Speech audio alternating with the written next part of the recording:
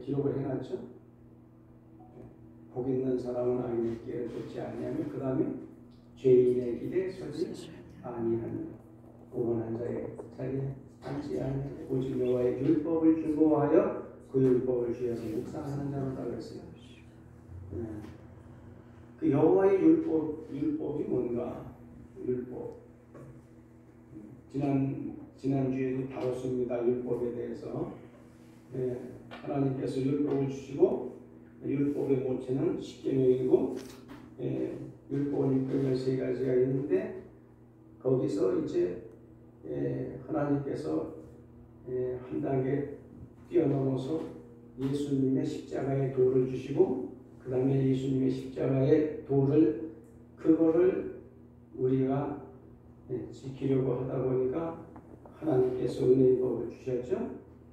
은혜의 법, 생명의 성령의 법을 주신 거예요. 그래서 생명의 성령의 법을 통해서 이 십자가의 도를 행할 수 있는 축복을 주시게 된 겁니다. 그래서 이 땅에 의인은 없나니 한 사람도 없다. 율법을 이 땅에서 지킬 사람이 한 사람도 없는 거예요. 그래서 하나님 예수님께서 오셔서 사랑의 법으로다가 완성하신 겁니다. 무슨 법이요? 사랑의 법. 사랑하는 자는 살인할 수 없죠. 사랑하는 자는 간음할 수 없죠. 사랑하는 자는 도둑질할 수 없죠. 사랑하는 자는 이웃의 것을 탐낼 수 없어요.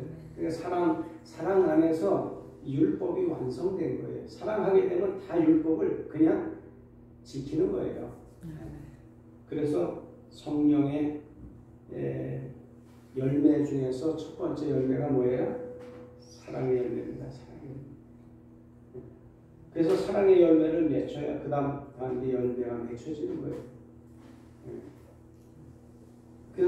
그러니까 신앙생활 하시는 분들이 사랑의 열매가 안 맺혀지면 그 다음은 논할 필요도 없어요. 지키지 못합니다. 성령의 열매가 안 맺혀지는 거예요. 율법이 굉장히 중요한 거예요. 그래서 성경을 갖다가 오늘 표현하는데 첫 번째 이 성경을 표현하는데 뭘 표현하냐면 율법으로 표현했다 그 말이에요. 그래서 이거는 성경을 볼 때 율법의 말씀으로 우리가 볼 수 있는 눈이 있어야 됩니다. 두 번째는 여호와의 증거입니다. 여호와의 증거. 이게 시편 19편 7절 말씀에 여호와의 증거 그랬습니다. 여호와의 증거가 뭡니까?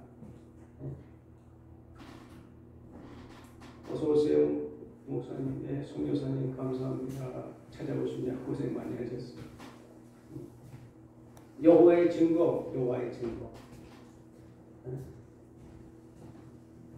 하나님께서는 모든 만물들에게 하나님을 표현하도록 그렇게 하셨대요.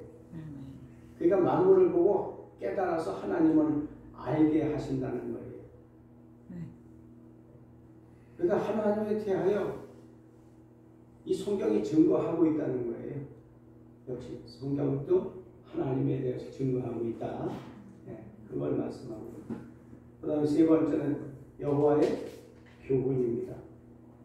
성경 말씀이 이제 표현이 다 다른 거예요. 성경인데 여기서는 교훈의 말씀으로 말씀하고 있습니다. 교훈이라는 거예요. 그럼 교훈을 받아야 되겠죠? 교훈을 받아야 됩니다.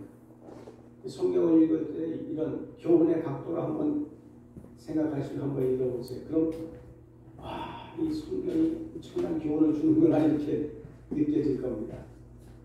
각도에 따라서 달라져요. 그죠? 그래서 사복음서를 하나님이 쓰신 거예요. 각도를 달리하기 위해서. 예수님을 바라보는 그런 각도를 달리하기 위해서 사복음서가 필요했다는 거예요. 다른 각도로. 자, 네 번째는 여호와의 계명입니다. 계명으로 주셨어요. 계명으로 지켜라. 그리고 계명으로 주셨는데 못 지키니까 예수님이 오신 거죠. 계명으로 가라. 그다음에 여호와의 책이다. 이 하나님의 책이라는 거예요. 하나님의 책. 그 다음에 성경이라는 게 성경. 어떤 사람들은 성서 이렇게 얘기합니다. 그죠? 성서 이렇게 하는데 성서는 안 맞는 거예요. 경입니다. 경. 하나님이 주신 경이지 그게 성 아닙니다. 선은 책이지. 그죠? 우리가 바라보는 관점에서는 경으로 봐야 돼요. 네. 그 다음에 책.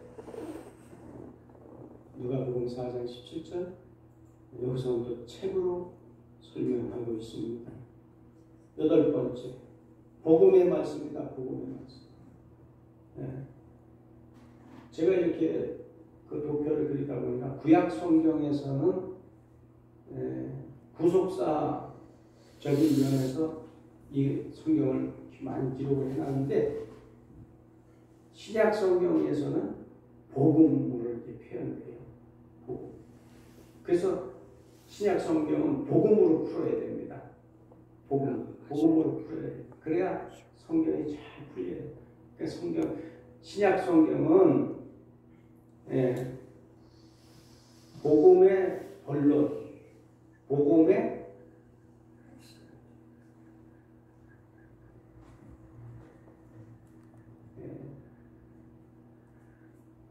서론, 복음의 본론, 복음의 결론 이런 식으로 신약 성경을 기록하는 거예요. 그래서 복음의 결론은 사도 바울이 서신서를 통해서 기록을 해놨어요.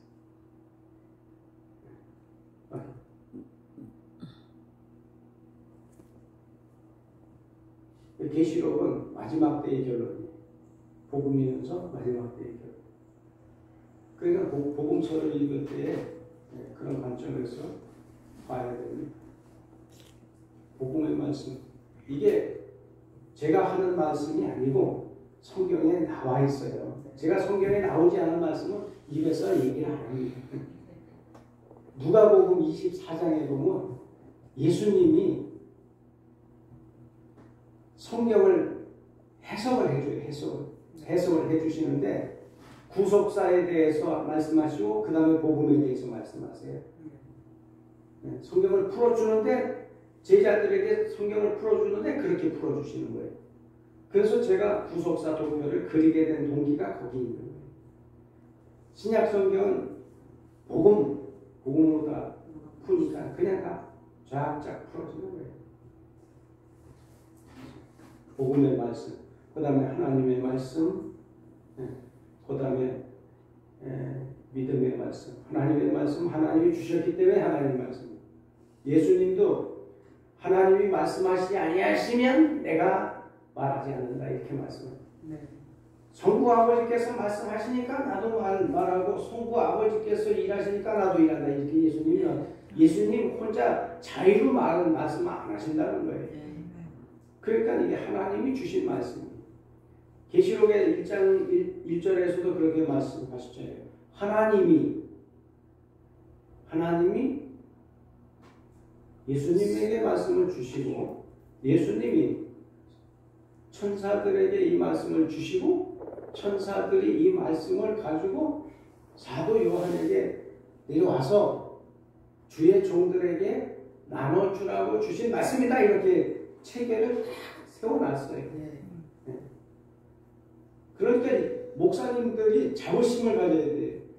요한계시록 1장 1절 말씀에서 딱 체계를 잡아놓고 주의 종들에게 주신 말씀이니까 주의 종들이 깨닫고 깨달은 말씀을 성도들에게 선포하는 거예요. 할렐루야. 네. 자부심 가져야 돼요. 그리고 나는 남자 목사가 아닌데 나는 여자가 목사를 해도 되나 안 해야 되나 이렇게 또 생각하시는 분들이 있어요. 네? 여러분도 내가 질문해 볼게요. 아들의 영을 받았습니까? 딸의 영을 받았습니까? 아들의 영을 받았어요. 하늘은 딸을 보내지 않아요. 아들의 영을 받았단 말이에요. 예. 그렇기 때문에 주 안에서 통일되게 하려 하심이라고 에베소서에서 그 말씀하고 있어요. 통일되게 하여서 주 안에서 다 아들의 영을 여자든 남자든 여성이든 남성이든 간에 뭐 아이든 어른이든 간에 아들의 영을 받았어요. 예. 그렇기 때문에 여성분들도 이전 것은 지나갔으니 보라 뭐라고요? 새 것이 되었다. 그렇게 말씀하고요. 우리 새 것이 되어서 하나님 앞에 쓰임 받는 거지 흔 육체 가지고 쓰임 받는 거 아니라고.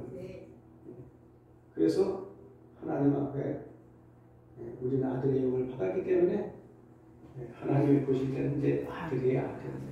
할렐루야. 그러니까 자부심 가지시고 나는 여성인데 그거 하지 마세요. 지금서부터는 하나님이 나를 아들로 보신다. 네. 자, 그 다음에 이제 믿음의 말씀이라고 하는데 믿음의 말씀.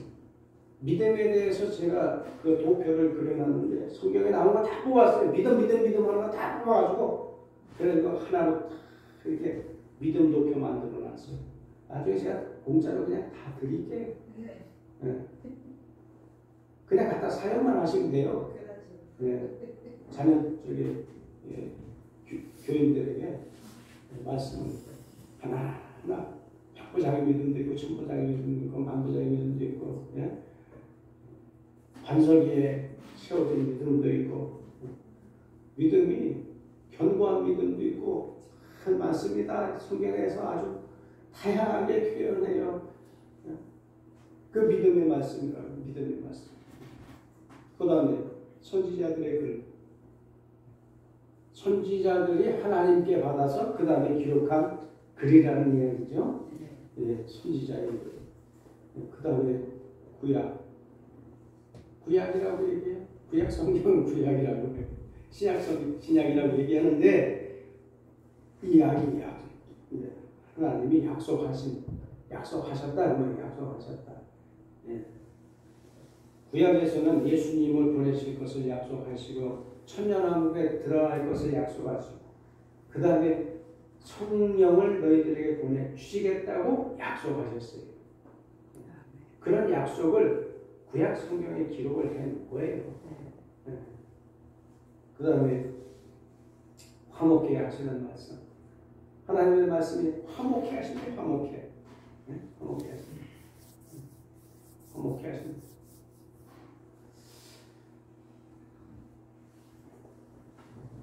그 다음에 14번째는 구원의 복음입니다. 구원의 복음.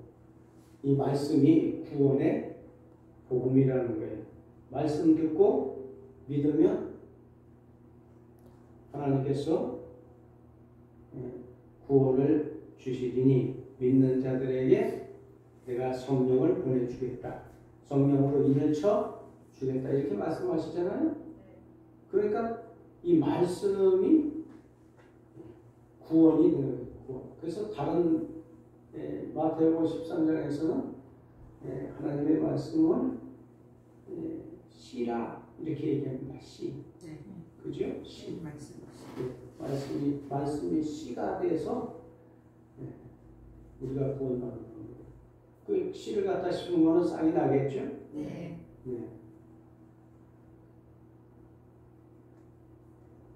예수님은 무엇으로 잉태됐죠? 네, 성령으로 잉태됐죠. 그럼 성령으로 잉태됐으니까 성령이 씨가 되겠죠? 네. 씨가 됩니다. 우리는요? 우리는 뭘로 잉태됐어요? 말씀으로 잉태됐는데 그런데 생명은 진짜 생명은 성령. 우리가 성령에 의해서 새로운 생명을 사는 거예요. 생명의 성령의 법이 죄와 사망의 법에서 너를 구하는 거예요. 그래서 성령님으로 잉태가 됐어요. 말씀으로 잉태되고 성령으로 잉태되고 성령님이 오셔서 그래서 우리도 똑같은 거예요. 예수님하고 예수님의 전처를 우리도 그대로 밟는 거예요. 네. 네. 그렇게 이해하시면 빨라요. 네. 그래서 예수님이 성령으로 잉태됐기 때문에 우리도 성령으로 잉태돼서 그래서 새로운 생명이 만들어지는 겁니다. 할렐루야. 네. 네. 확신하시기 바랍니다. 네. 네. 15번은 구원의 투구와 성령의 검이다. 이렇게 표현하고 있어요. 네. 구원의 투구. 투구가 뭡니까? 머리에 쓰는 거예요, 이렇게. 네. 머리. 이렇게. 그리고 여기 화살이 날라와도 이게 안 꽂혀. 텅텅 튀어나온다. 빵꾸나 먹을 때. 빵꾸나는 빨래만 이렇게 머리에 다 들어가더라고. 빵꾸나는 투구는 하나님께서 아마 안 만드신 겁니다. 내 생각이 많으면 그게 다 빵꾸 나는 거예요. 아, 그렇죠. 내 생각은 빵꾸나는. 내 생각에 빵꾸예요. 예. 하나님의 말씀은 빵꾸가 안 난다. 그래서 구원의 투구, 그 다음에 성령의 검. 성령님이 우리 속에 임하시면서 하나님의 말씀을 우리가 도구가 되어서 표현할 때에 그게 검이 되는 겁니다. 그게 검이 되는 거죠. 그러니까 귀신도 떠나고 병든자도 치료받고 무의 설교가 창조되는 역사가 나타나요. 제가 우리 고향에 그 예배당산이라고 있었어요. 네, 그 산이 있었는데 그게 동쪽에 있는 거예요. 동쪽에.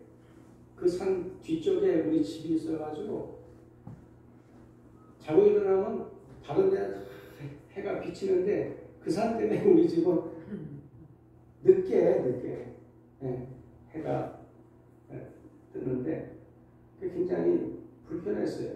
해가 질무렵이 뜨는 거 아니죠? 그래서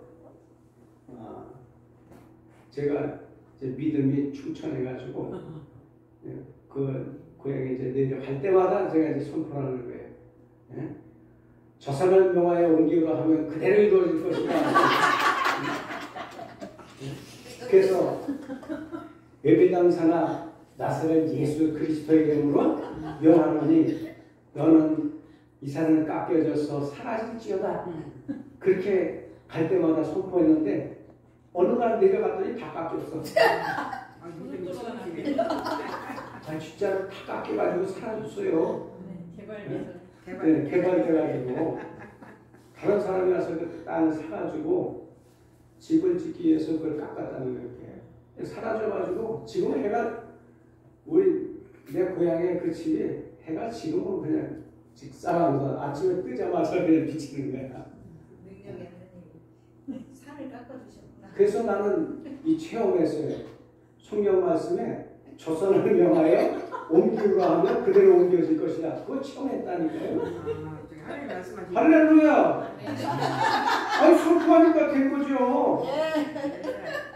다른 사람은 믿든지 말든지 나는 하나님 앞에 그걸 믿고 선포했으니까 나는 내가 선포해서 저거 됐다 이렇게 믿는 거예요. 할렐루야. 그러니까 성령의 검으로다 명령하니까 그냥 산도 그냥 뚝 잘라가지고 사라져. 우리 내조자가 그래요. 우리 목사님 능력 대단하시다고. 내가 능력이 대단한 게 아니라 하나님이 능력이 대단한 거야. 나는 선포한 거고 하나님이 들어주신 거야. 제가 이제 그랬습니다. 여러분들도 해보세요. 믿음대로 되는 역사가 나타납니다. 돼요. 안 되는 일이 없어요. 16번째 진리의 말씀. 진리의 말씀 하는데 진리가 뭡니까? 진리가. 여러분들 진리가 뭐예요? 참이죠. 목사님들이라면 진리가 뭐냐 이렇게 물어보면 대답해야 돼요. 성도들이 물어볼 거 아니에요. 성도들이. 그죠? 성도들이. 진리 도표도 제가 다 그려놨으니까 걱정하지 마세요. 나중에 다 그렇게. 진리는 하나님이 성부 하나님이 진리시고 성자 예수님이 진리시고 성령님이 진리시고 삼위일체가 진리시고 말씀이 진리이단 말이에요. 이렇게 정리하면 돼요. 이게 진리가 뭐냐? 누가 물어봤어요? 누가 물어봤어요? 예수님을 고문한 누구예요? 빌라도가 예수님에게 질문했죠. 진리가 뭐냐? 예수님에게 질문했어요. 진리가 뭐냐 하더라. 네. 오늘 해답을 드렸습니다. 진리가 뭐냐? 17번째 도에 대해서 좀 전에 말씀드렸죠? 네.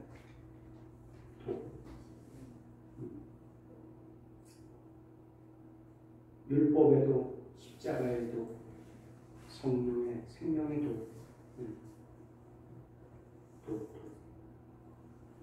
뭐 불교에만 도가 있는 게 아니고 성경에도 도가 다 있습니다.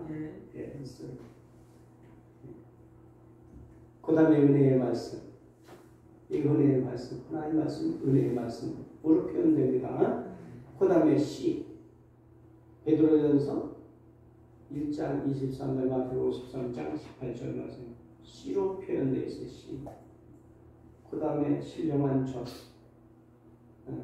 신령한 젖을 사모하라 그랬죠. 예, 사모해야 됩니다. 사모하는 자에게 하나님이 풍성하게 주시는 거예요. 제가 사모하니까 막 이 도표 주시는 거 봐요. 막 저는 막 그냥 성경이 막 안 열리고 막 그냥 목사님 이 목사님 찾아오고 저 목사님 찾아오고 어느 목사님 말씀 잘 전한다고 해서 거기 찾아가서 턱 깨이고 그냥 이러고 그냥 무슨 말씀하시나 그렇게 했어요. 그러다가 하나님이 주신 거예요. 신령한 젖을 사모하시는 거예요. 그 다음에 만나는 구약적 표현이죠.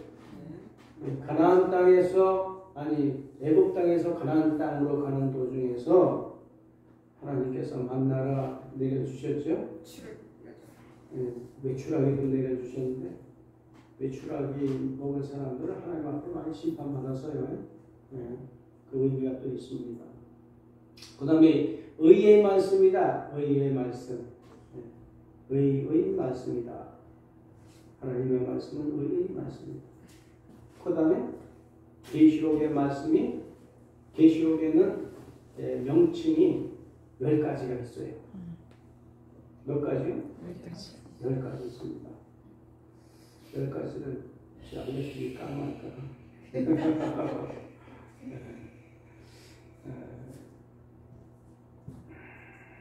자, 옆에다가 제가 이렇게 만들어 놨어요. 한번 봅니다. 자, 이 10가지. 계시록 1장 1절에 예수 그리스도, JX, 예수 그리스도 그 약자로 그렇게 쓴 겁니다. 예수 그리스도의 계시다. 이런 말씀이 있어요. 이것은 예수의 감추어진 복음을 열어준다는 의미예요. 그 다음에 두 번째는 1장 2절 말씀에 계시록 1장 2절 하나님의 말씀과 예수 그리스도의 증거다 이렇게 말씀하고 있어요. 하나님의 말씀을 예수 그리스도의 증거다라고 하는 의미입니다. 세 번째는 1장 3절 말씀에 보니까 예언의 말씀이다 이렇게 말씀하고 있어요. 역사성을 나타내는 용어로 사용하고 있습니다. 그 다음에 네 번째 2장 17절 감추었던 만나 정말을 알리는 명칭으로 사용하고 있습니다. 다섯 번째 5장 1절 말씀 봉인한 책이다. 비밀의 말씀이라는 명칭으로 사용하고 있죠. 그 다음에 여섯 번째 10장 2절 말씀 작은 책을 갖다 먹어버려라 이렇게 기록해놨는데 작은 책이다. 작은 책. 멸시받을 것을 나타내는 명칭입니다. 멸시받을 것을 나타내는 명칭.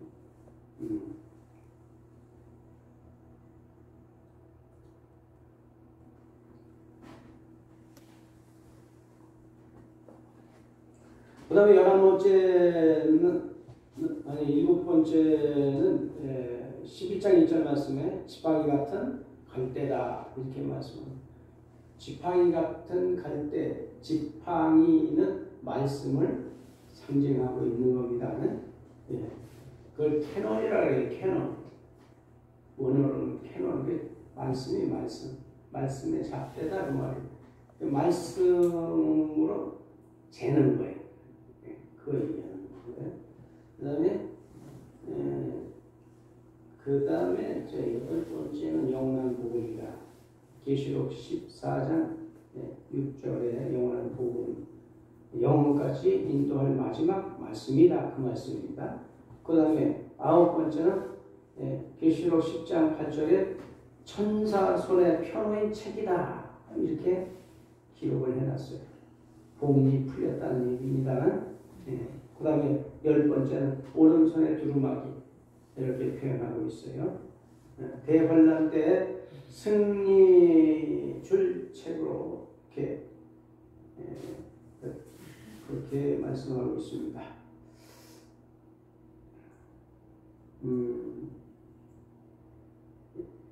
그러니까 글씨가 작아 보이면 제가 이렇게 키워서 이렇게 사진 찍어 놓으셔도 됩니다. 그 다음에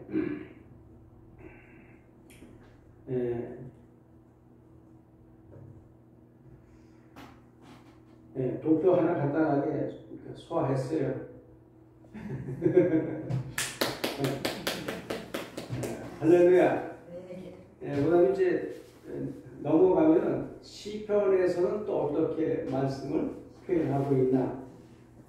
이 말씀은 제가 설명을 안 해도 될 것 같습니다. 이건 도표 사진을 찍어서 집에 가서 참고로 사용하시길 바랍니다. 사진 찍으실 수 있도록 이렇게 크게 잠깐만요. 전체 화면을 띄워드릴게요.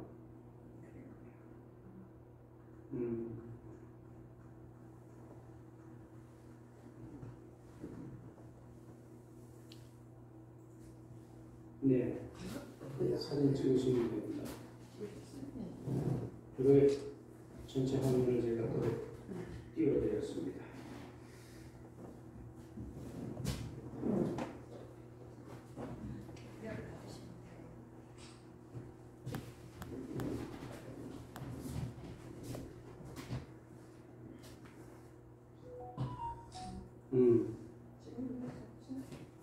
찍으셨죠?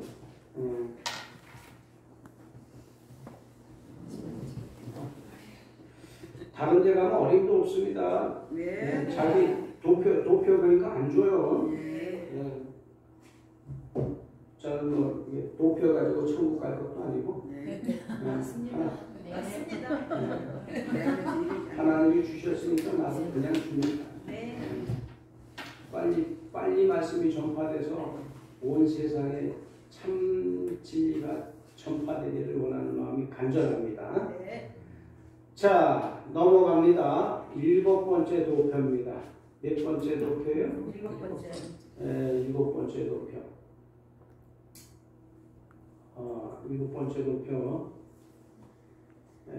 자, 성경 말씀을 대할 때 이제 성경에 대해서 우리가 어느 정도 성경 표현을 어떻게 했는가 이제 공부를 했으니까, 그러면 이제 성경 말씀을 대할 때 어떻게 우리가 대해야 되는가 대해서 한번 살펴봅니다. 사도행전 17장 11절 말씀 좀 찾아서 깨꼬리 같은 목소리로 한번 읽어주시기 바랍니다. 제가 여기 성경 규절 다 찾아놨어요. 그것까지 나중에 다 드릴 겁니다. 나 안티꼬리라 못 읽어. 깨꼬리 읽으세요. 베레아에 있는 사람들은 데살로니가에 있는 사람들보다 더 너그러워서 간절한 마음으로 말씀을 받고, 아멘. 이것이 그러한가 하여 날마다 성경을 상고함으로. 아멘. 예, 그 개혁 개정 개혁 한글에 보면은 더 신사적이어서 이렇게 표현합니다. 더 신사적이어서 데살로니가 데살로니가 사람들인가요? 베레아에 있는 베레아에 사람들, 있는, 데살로니아에 있는 사람들보다 네, 더 신사적이어서 신사적이어서 이렇게 표현합니다. 그러니까 하나님의 말씀을 대할 때에 그 마음의 자세를 하나님이 지금 말씀하고 있는 거예요. 네. 어떤 사람들은 성경을 그냥 집에 가면 아무데나 막 툭 던져놓고 손발에 올려놓고 먼지가 뽀얗게 하고 세계에서 비고 그렇게 하는데 하나님의 말씀을 대할 때는 우리가 하나님을 대하듯이 그렇게 대해야 될 줄 믿습니다. 예. 이것이 뭐냐면 마음의 자세에서부터 그 신앙이 나오는 거예요. 무당들도 말이죠. 그들이 막 굿하고 이렇게 할 때는요, 그냥 안 합니다. 그들은 다 목욕제계예요. 네. 목욕제계하고 머리 싹 빗어서 단장하고 꽃비녀 같은 이렇게 막 꽂고 말이죠. 깔끔하게 옷 입고 그 다음에 그들이 칼춤을 춰도 그렇게 하고서 추지 그냥 안 해요. 그런데 하늘에 계신 하나님, 만물을 창조하신 하나님, 우리를 창조하신 하나님, 그 하나님 앞에 우리가 서는데 어떤 마음의 자세로 서야 되느냐? 이 성경 말씀을 대할 때 우리가 그러한 마음의 자세를 가지고 대해야 될 줄을 믿습니다. 네. 성경 말씀을 대할 때 그렇게 대해야 돼요. 할렐루야. 네. 로마서 10장 17절 말씀 찾아서 읽어봅니다. 뭘 찾아서 읽어보라면 하나? 다 아시는 말씀 아니에요? 믿음은 들음에서 나오고, 들음은 그리스도의 말씀으로 말미암는다. 그런 거 할까요? 잘 모르겠어요. 차오르시간 믿음은 들음에서 난다. 네. 그렇게 말씀하고 있어요. 네. 들음은 그리스도의 말씀으로 말미암는다. 그리스도의 말씀으로. 그러니까 그리스도의 말씀을 믿으면은 구원을 받게 되겠죠. 믿음이 중요한 거예요. 신앙생활함에 있어서 이 믿음이 얼마만큼 중요하냐? 거기에 대해서 갈라디아서 2장 20절 말씀에서 말씀하고 있어요. 갈라디아서 2장 20절 말씀 다 외우시죠? 내가 그리스도와 함께 십자가를 그렇죠. 내가 그리스도와 함께 십자가에 못 박혔나니 그럼 이제는 내가 산 것이 아니라 오직 내 안에 그리스도께서 사신 것이다. 이제 내가 사는 것은 나를 사랑하사 자기 몸을 버리신 하나님의 아들을 믿는 믿음 안에서 사는 것이라 이렇게 말씀하고 있습니다. 하나님의 아들을 믿는 믿음 안에서 사는 것이라. 믿음 안에서. 믿음이 그래서 중요한 거예요. 믿음이. 믿음 안에서 사는 것이라 말씀하고 있어요. 율법으로 사는 게 아니라 믿음 안에서 사는 거예요. 율법으로 사는 것은 구약 시대에 율법을 지키라고 하나님이 주셨지만 그것도 못 지켜서 제사법을 주셨지만 그죠? 그렇지만 우리는 신약 시대에 들어와서는 믿음으로 사는 겁니다. 하나님의 은혜로 말미암아 그 다음에 믿음으로 산다 이렇게 말씀합니다. 하나님이 주신 거예요. 믿음도 하나님의 뭐라? 선물이라. 그러니까 그 믿음조차도 하나님이 주신 믿음이 그게 참 믿음 그게. 예수님이 믿는 그 믿음을 우리가 소유하는 겁니다. 그러면 구원이에요. 할렐루야. 아주 중요해요. 믿음에 대해서 많이 풀었는데 이거 너무 많이 풀어요. 할렐루야. 자, 성경 말씀을 대할 때 첫 번째 육신의 단계에서 육신의 단계 뭐냐? 육신의 귀로 다 복음을 들을 거 아니에요, 그죠? 처음엔 육신의 귀로 복음을 들어요. 네. 그래서 복음 듣기야 처음엔. 그래서 디모데후서 3장 15절에 다 같이 있습니다. 성경은 그리스도 예수 안에서 믿음으로 구원에 이르는 지혜가 있다라고 가르쳐 주고 있어요. 그러니까 이 복음을 들어야 돼요. 그 육신의 귀로 다 듣는 거예요 처음에는. 네. 우리가. 그 다음에 이제 두 번째 단계는 뭐냐면 이해합니다. 뭘 이해할까요? 말씀을. 근데 혼으로 이제 이해하는 단계가 들어가야 돼. 혼으로 이해해야 됩니다. 혼이 뭐예요? 혼이. 예? 지정의 따라하십시다. 지정의. 예. 생각, 감정, 의지. 그 얘기하는 거예요. 그게 혼이란 말이에요. 그러니까 그 지정의가 이제 이거를 받아들여가지고 성경 말씀을 이제 이해를 해야 됩니다. 예. 아, 성경 말씀을 읽어보니까 그렇고 이렇고 저렇고 그렇구나. 그거 이제 받아들이는 거예요. 예. 그래서 골로새서 2장 2절로 3절 말씀, 에베소서 5장 17절 말씀에 머리로 하나님의 지식을 받아들이는 거예요. 이게 중요한 거예요. 네. 중요한 거예요. 네. 머리로 받아들이는 거 중요합니다. 그럼 반대로 이 머리에다가 지정에다가 세상 지식을 받아들이면 어떻게 될까요? 세상 사람 되는 거예요. 마귀의 지식을 받아들이면 어떻게 될까요? 마귀의 종이 되는 거예요. 마귀의 종이. 그거를 가룟 유다가 예수님을 팔아먹었는데 예수님이 그러잖아요.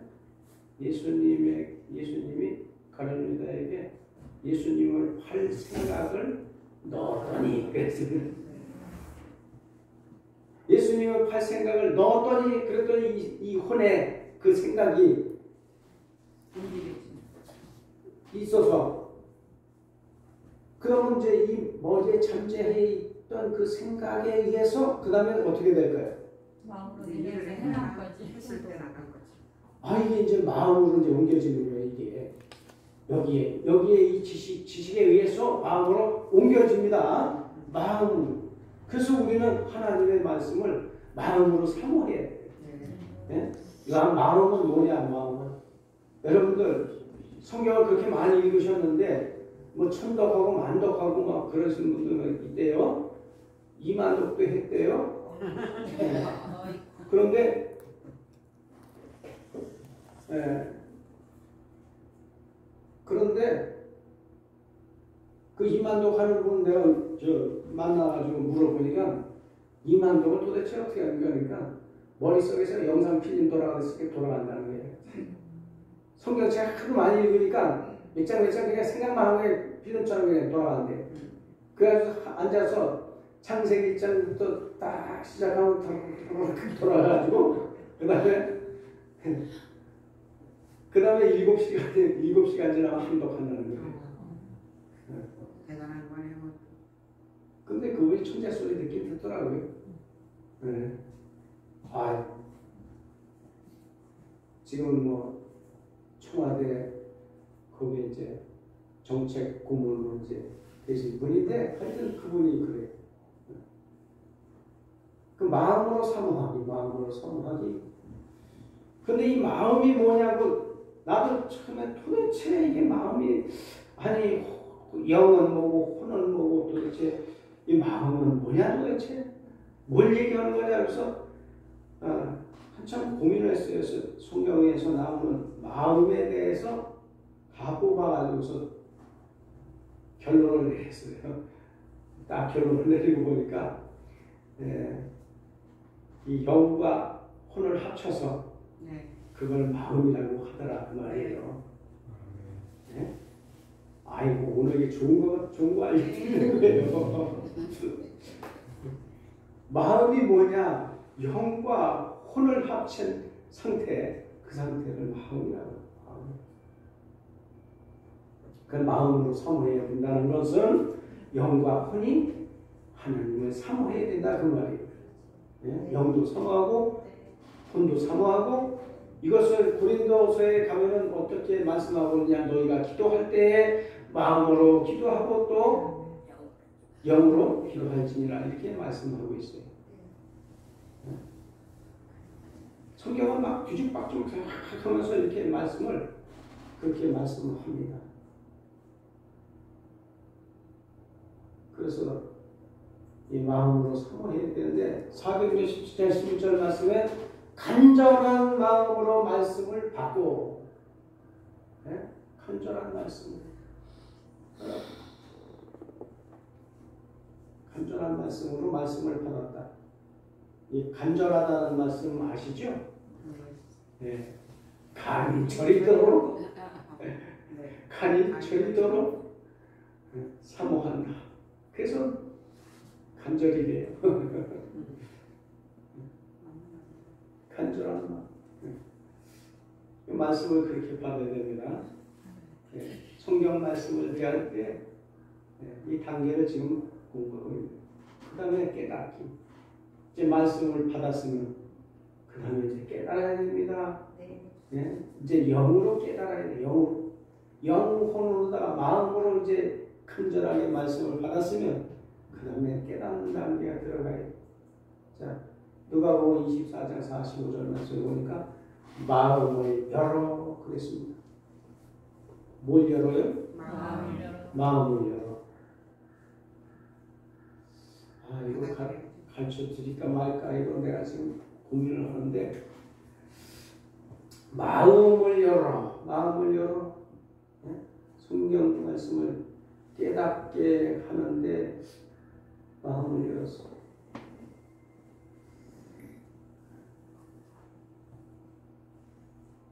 여기 다 나와 있어요. 네.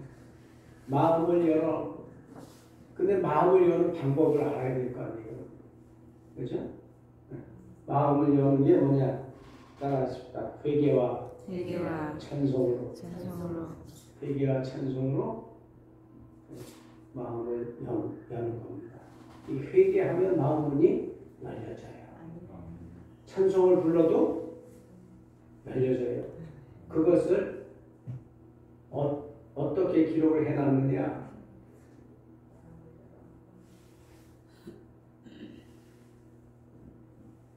사도 바울이 옥에 갇혀 있을 때에 옥에서 갇혀 있을 때 찬송을 했다고 불렀어요. 찬송을. 와 찬송을 열심히 불렀더니 옥고가 열렸어요. 옥토가 막히면 진동하면서 흔들리면서 옥문이 열려지고 쇠사슬이 다 풀어지는 역사가 나타났다는 말이에요. 이건 뭐냐면 우리의 사람의 마음의 문이 찬송을 부를 때 그와 같이 열린다는 거예요. 할렐루야. 아, 그 말씀을 그렇게 풀어놓을 줄 몰랐죠. 그렇게 풀어줘요. 마음이 열려지는 마음이 열려. 그런 마음이 열려지면 그 다음에 귀신도 떠나가는 거예요. 마음의 문이 딱 닫혀 있을 때는 귀신이 안 떠나갑니다. 마음 문이 열려져야 돼요. 그래서 어떤 자매가 귀신이 들렸는데 그 자매가 사랑을 못 받아가지고 맨날 사람들이 못생겼다고 자기 부모들도 막 그냥 아니 부모는 자식한테 그래도 못생겨도 잘생겼다 그래야 될 거 아니에요? 그죠? 네. 아니 고슴도치도 자기 자식은 귀엽다 그러잖아요. 그러면 귀엽고 이쁘다 잘생겼다 그리고 못생겨도 자식한테 그렇게 해야 될 거 아니에요? 이 어머니가 그냥 보면 아이 우리 어디 가면 다른 사람 우리 자식은 못생겼어요. 그리고 막 그랬더니 그래가지고서 이 딸이 그냥 귀신이 돼요. 귀신. 그냥 사랑을 못 받으니까 막 귀신이 들려가지고 그렇게 사는데 이 자매에게 사랑을 주니까 마음이 열리는 거예요. 내가 너무 이뻐요. 하나님이 어쩜 그렇게 아름답게 만들어 놓으셨을까? 참 하나님은 개성도 뛰어나신 하나님이 아니겠어요? 하나님은 개성 있게 만드셨어. 너무 멋있어요. 내 스타일이야, 내 스타일이야. 응? 그래서 내 사랑을 주니까 마음이 열리는 거예요. 그 자기한테 있는 과자를 들고 있었는데 과자를 가져와서 날 주더라고요. 그 마음이 열리는 거예요. 나는 내가 장가 안 가고 젊었으면 내가 분명히 아가씨를 택했을 거야. 이러면서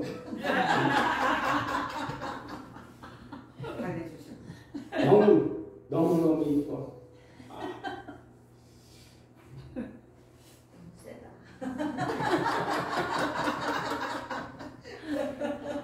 그럴 때 귀신이 떠나가더라고요. 귀신. 마음이 열리니까 사랑을 못 받은 사람한테 사랑 주니까 귀신이 떠나갔다는 거야. 할렐루야. 이게 마음문이 열리는 게 중요해요. 성도들을 목사님들이 이제 교회에서 가르칠 때 이 마음문을 열어줘야 돼. 그래서 찬양이 살아있는 교회는 부흥됩니다. 아멘. 부흥돼요. 그 다음에 회개 많이 하는 그런 교회들은 부흥돼요. 열심히 찬양하고 회개시키고 그렇게 해서 마음문이 활짝 열려서 성도들의 얼굴에서 빛이 나도록 그렇게 인도해야 될 줄로 믿습니다. 네. 교회가 어디냐? 그게 변화산이에요. 변화산이 교회라니까요. 네. 교회에 들어오면 변화돼야 될 거 아니에요? 예수님. 네. 예수님처럼 밝게 얼굴에서 빛이 나도록. 할렐루야. 아멘. 이 목사는 그냥 아주 세상 풍파에 그냥 찌들어서 얼굴에서 빛이 안 나. 제가 이 목사예요. 네. 그렇게 되면 이제 회복이 되는 거예요. 그죠? 회복되잖아요. 마음이 열려지면 그 다음에 회복. 이게 변화 현상이 일어나는 거예요. 이때서부터 변화되라. 이거 지켜라. 이거 안 지키면 큰일 난다. 그리고 그렇게 하면은 성도들이 변화가 일어나는 게 아니에요. 마음이 열려져야 그 다음에 변화가 막 일어나기 시작해요. 그 변화 현상이 일어나서 회복이 되는 거예요. 이때서부터 회복. 네. 누가복음 24장 32절 말씀에 성경 말씀을 받을 때 마음이 뜨겁지 아니하다냐. 할렐루야. 아멘. 예수님의 말씀을 풀어주니까 그 다음에 그냥 이 가슴이 뜨거워지는 현상이 일어났다는 변화가 일어나는 변화가. 네. 그래서 성도들이 마음이 뜨거워져서 하나님을 찾게 되고 찬양하고 성경을 읽게 되고 기도하게 되고 전도하게 되는 역사가 나타나게 됩니다. 그때서부터 교회가 그냥 붕붕붕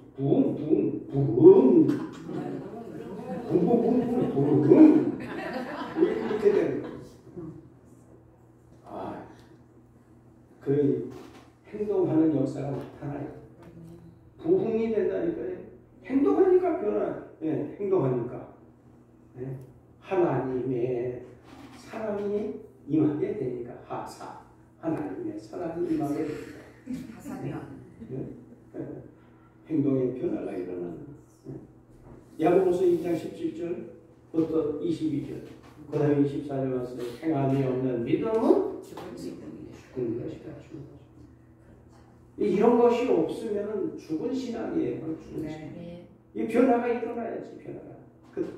그러니까 변화가 일어나니까 행동이 나타나고, 네? 행동이 나타나니까 산 믿음이 되는 거예요. 산 믿음. 죽은 믿음이 아니라 산 믿음이 된다. 마지막으로 멸망하는 이유가 뭐냐? 네? 멸망하는 이유. 네? 사단의 영을 받는 자들이 멸망하겠죠? 사형은 사단의 영을 받는 자. 베드로후서 3장 16절에 성경을 억지로 풀다가